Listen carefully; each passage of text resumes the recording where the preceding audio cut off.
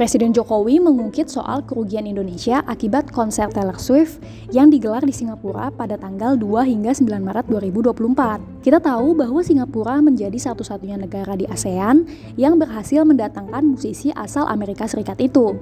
Jokowi menyayangkan hal tersebut. Soalnya, Indonesia mengalami kerugian berupa potensi capital outflow atau modal yang keluar dari Indonesia. Jadi, uang yang seharusnya dihabiskan untuk menggerakkan ekonomi Indonesia malah hilang karena dibelanjakan di luar negeri.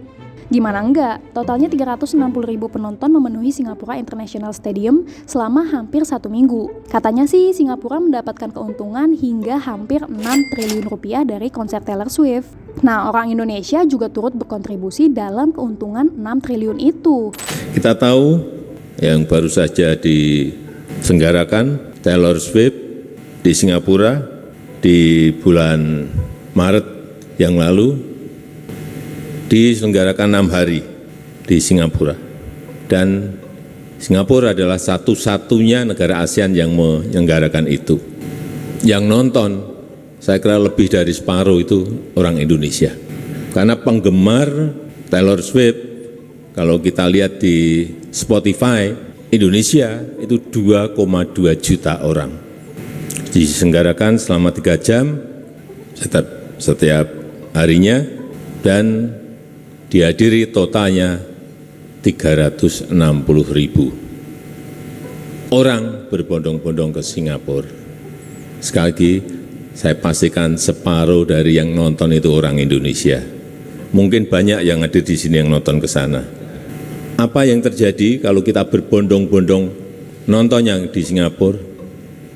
Itu ada yang namanya capital outflow. Aliran uang dari Indonesia menuju ke Singapura. Kita kehilangan.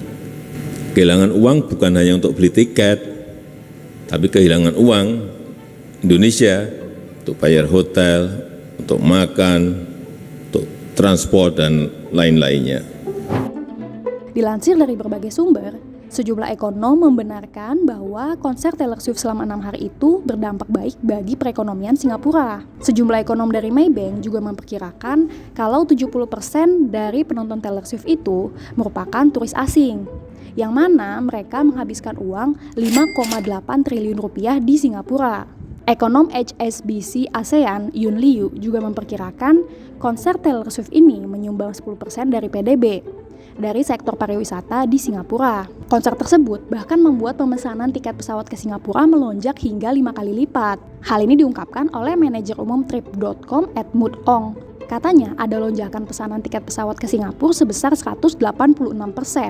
Sejumlah artis papan atas di Indonesia dan artis-artis dari negara ASEAN bahkan juga terlihat menghadiri konser Taylor Swift. Sekelas idol K-pop Lisa Blackpink juga nonton Taylor Swift di Singapura loh. Jangankan artis, Swifties non-artis aja rela mengeluarkan uang belasan hingga puluhan juta untuk menonton Taylor. Xiaomi misalnya, walaupun dia keluar uang 16 juta rupiah, tapi dia happy. Soalnya bisa nonton Taylor Swift secara langsung. Apalagi ada guest star Sabrina Carpenter, jadi dia ngerasa worth it banget. Aku mau jelasin rincian biaya nonton konser Taylor Swift ya. Yang pertama itu di ketiga 3,6 juta. Terus pesawat PP itu aku 1,8 juta. Alhamdulillah dapat yang lebih murah. Terus juga yang ketiga itu hotel, aku 2 malam itu 5,5 juta. Makan dan minum itu aku selama 3 hari sekitar 2 juta. Outfit emang agak modal ya karena menyesuaikan orang-orang juga. Jadi 1,5 juta, terus oleh-oleh 1,5 juta juga. Aku kan dari Indo sendiri, nah sampai sana tuh di K3 ternyata aku ketemu temen aku. Dia temen SMA aku. Pas aku tanya, ternyata dia dapetnya dari joki. Dia di K3 juta. Dari aku kan sekitar 3,6 jutaan ya. Itu udah sama pajaknya. Nah dia itu 25 juta. Bayangin, menangis banget. Wah, parah ya. Mahal banget tiket yang dijual Joki. Padahal harga tiket termahalnya yang VIP 1 tuh 13,7 juta loh. Sempat viral tuh postingan salah satu suami netizen gegara kaos yang dia pakai pas nonton konser Taylor Swift di Singapura. Gimana gak viral?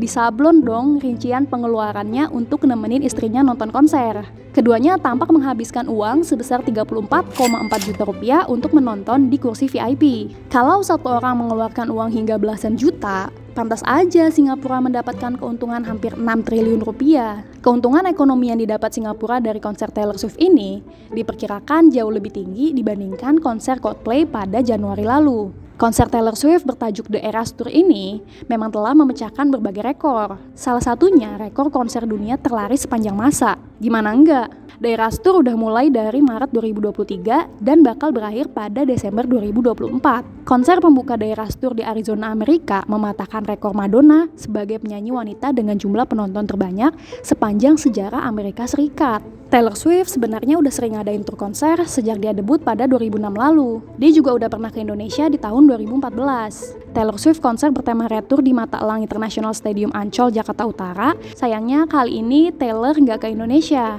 Menteri Pariwisata Ekonomi Kreatif Sandiaga Uno sempat meminta maaf kepada Swifties Indonesia melalui cuitannya. Bahkan, pasca konser Taylor di Singapura, Sandi langsung menemui pemerintah Singapura untuk menjajaki potensi kolaborasi dalam menghadirkan konser-konser musisi kelas dunia.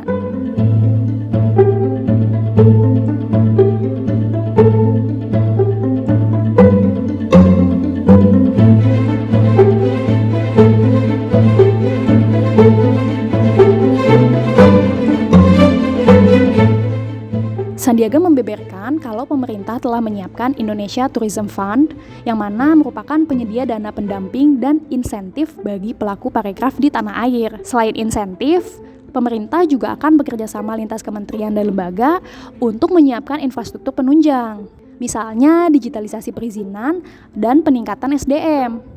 Termasuk juga pemberantasan calo atau joki, supaya nggak ada lagi tuh korban kayak temennya Silmi tadi. Nah, terkait digitalisasi perizinan, akhirnya bisa diluncurkan hari ini, Senin 24 Juni 2024 di The Tribrata, Jakarta Selatan. Lantas, apa sih rahasia Singapura bisa mendatangkan Taylor Swift ke negaranya? Nah, jawabannya, selain karena infrastrukturnya, tapi juga karena peran besar pemerintahnya.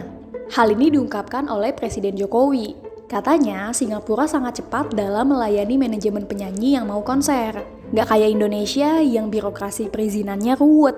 Kata Pak D sih gitu. Terus kabarnya, Perdana Menteri Singapura juga mengaku kalau pihaknya melobi Taylor Swift dan timnya supaya konser di Singapura.